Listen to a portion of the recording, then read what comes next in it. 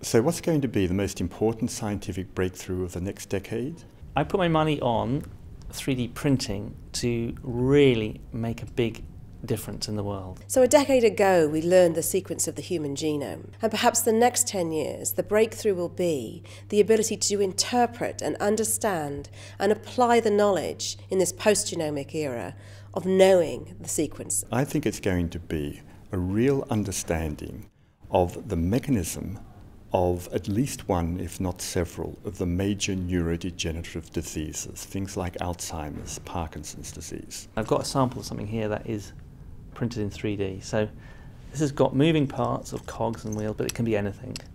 And it was printed in one piece. So someone designed this in the computer, press print, and out this came.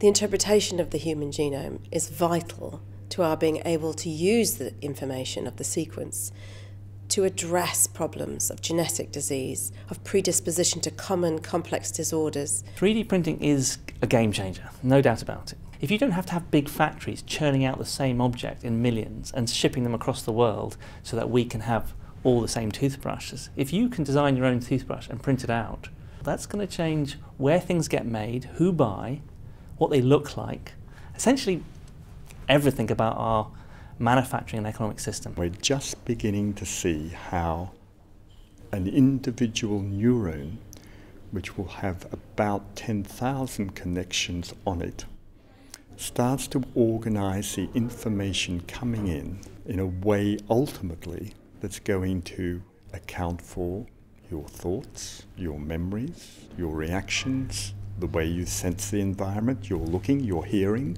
So our genome encodes our genes and makes us what we are.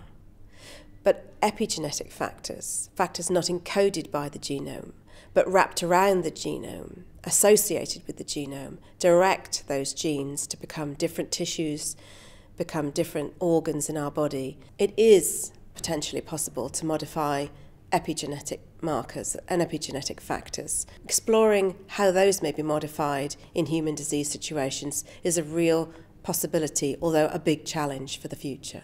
If you add 3D printing to another big technology which I work on, which is self-healing materials, we'll start creating objects that that are kind of born, grown, and then have a life.